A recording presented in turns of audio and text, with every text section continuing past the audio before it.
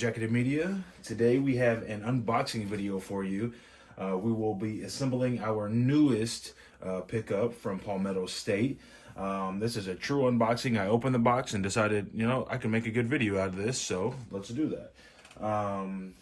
Here we have our upper receiver. Again, I told you, true unboxing video. I haven't even seen it yet. We're seeing it together. Here is our upper receiver for our PSA jack. PSA's, this thing is sick already. This is PSA's like flagship, piston driven rifle here. This is the 13.7 barrel with the pin and welded muzzle device. Making it a total, I believe it is a total of 16.4 inches, which classifies it for a rifle rather than a short barreled rifle.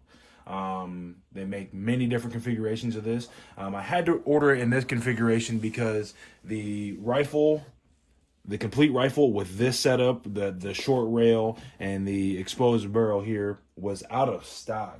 But luckily, I had a quick wits and ordered the lower and the upper separately, and the lower I will be picking up here shortly, and I will get a video filmed of that for you guys, unboxing that once I bring it home and assembling this. Well, you won't be able to see me assemble it because YouTube and their rules, but yeah, we'll see you guys back here soon. Well, here it is, everybody, the assembled JAKL from PSA. I did get this in a 5.56. I'm thrilled. I cannot wait to get this out and you can put some rounds through this thing. If you know anything about the JAKL, I got it with the folding stock here. It's kind of a ACR type or SCAR type stock. It's pretty nice. It feels pretty stout. I was kind of concerned with that it was going to be fairly loose, but it's not loose at all. It feels solid overall. Everything about it feels very solid. We're gonna get this out to the range soon, and again, put some rounds through this, and I'm gonna kind of try to torture test it, see how well it holds up. From everything I've been seeing, it'll hold up. It seems like it quickly becomes a lot of people's favorite rifle in their collection. Whether that's true or not, we'll get to see. I can tell you as of right now, it looks better than everything I have. It doesn't look like an AR. As much as it looks like an AR, it doesn't at the same time. Obviously, it's got the AR lower receiver with the JAKL on it. It's got the charge handle, the side charge handle here with the JAKL on it.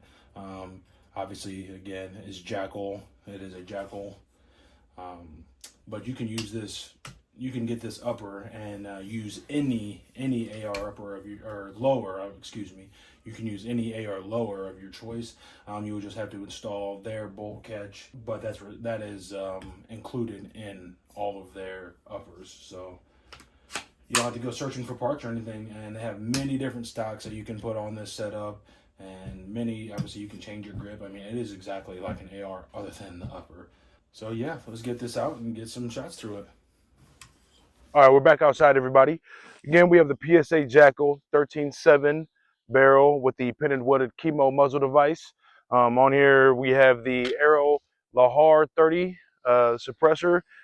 We have our Hollison 510C and the Strike Industries curved link foregrip. And that is the only modifications I've done to this firearm, obviously, other than put the sling on there, but that just, helps you keep control of the weapon. Let's get some shots through it. Let's see how it is.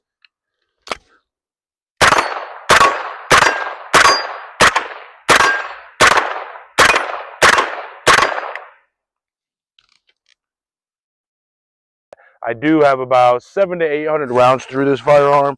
I wanted to really put it through the paces before I wouldn't even consider that really putting that through the paces, but you know what I mean. I wanted to see what it was about, see how well I liked it, see how well it operated and ran, and I got to tell you, I could not be happier for the money spent. I've had some nice ARs, I've had some just nice firearms, rifles in general, and it's made a staple for itself. pretty quickly. I have had zero issues in the close to 1,000 rounds that I have through it, and I mean, I genuinely, for the money, couldn't be happier. It puts, I mean, where I aim this thing is about where it hits. I mean, I haven't really done any precise shooting with it, but I will say, again, for the price, it's hard to beat. It's hard to beat this combo. I mean, the exposed gas adjustment is insane. It's incredible that you're able to do that on the fly. Whereas, I mean, it always gets compared to the Scar. The Scar has an adjustment for it, but as soon as you put a suppressor on it, you void your warranty. Whereas this, I can send in any issue with it. PSA is going to fix it. They'll send it back to me for free. And I mean, it's built to be suppressed. So why that would void a warranty, I'm not really sure. Um, let's shoot it some more.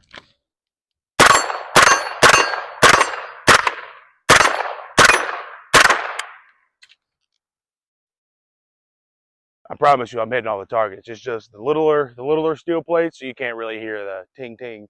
But yeah. Now, I'm not a combat expert, and I'm definitely not a combat veteran, and I don't want that to get misconstrued in any sort of way.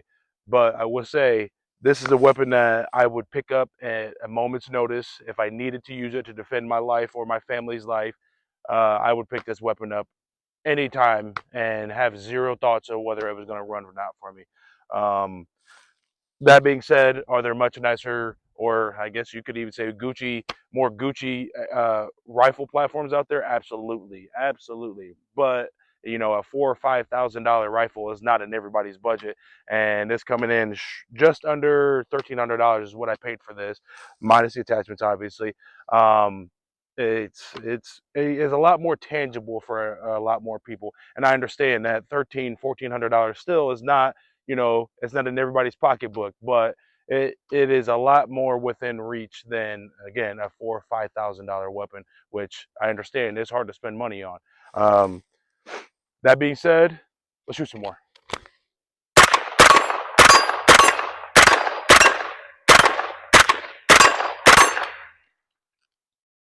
It's just fun. It goes off without a hitch. It's a very soft shooting weapon.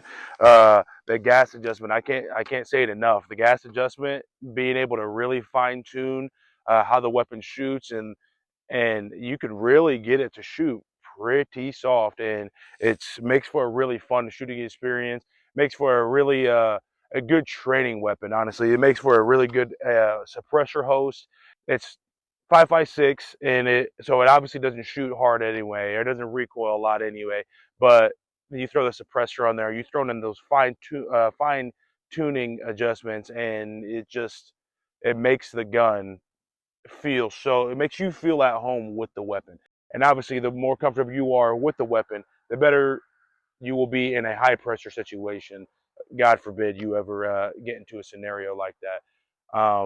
That being said, let's shoot it some more.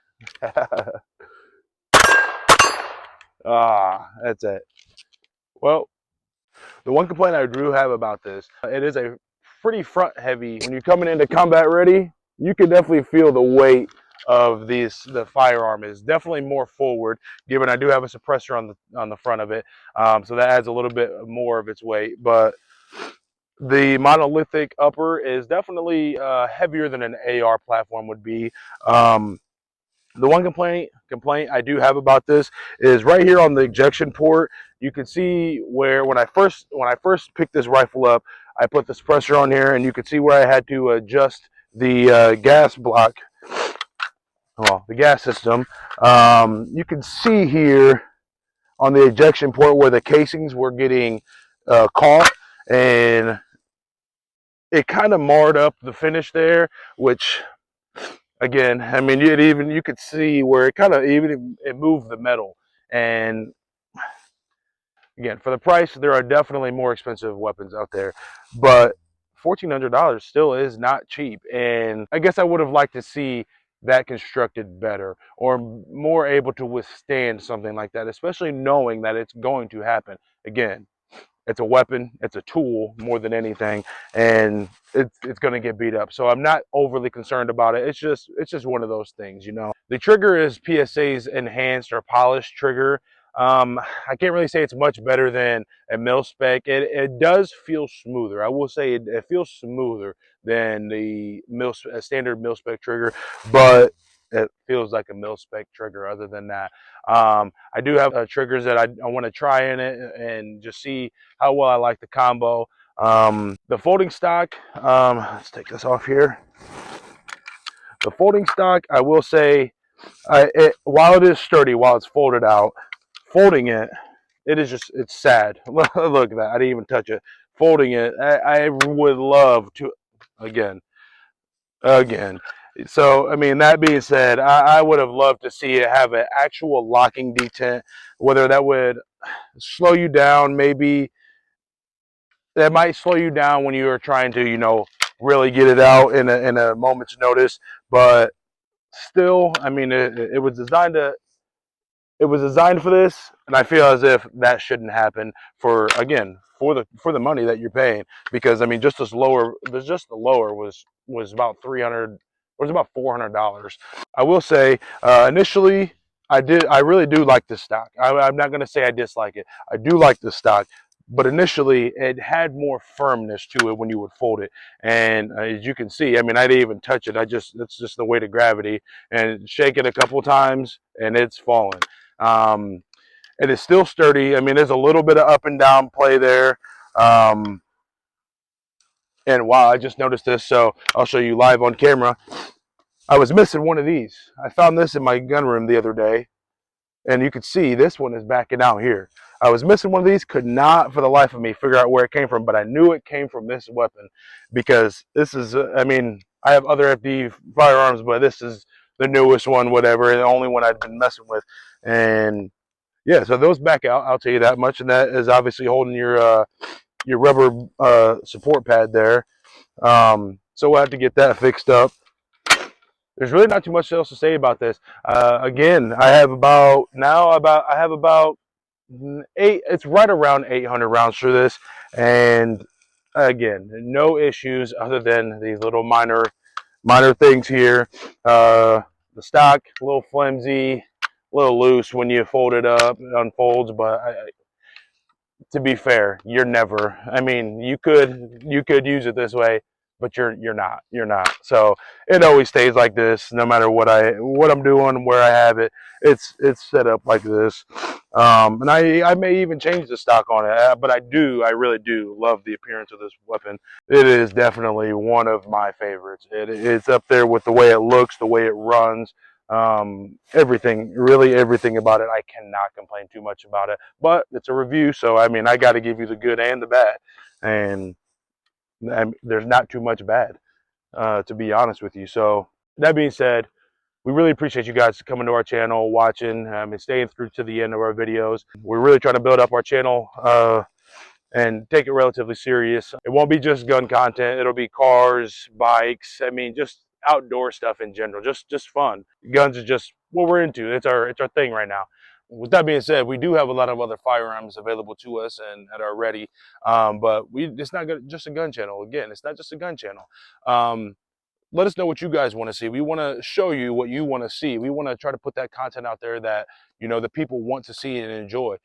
So let us know if you guys have any tips or advice for us, anything, and again, anything you want to see, we will try to get it on the channel.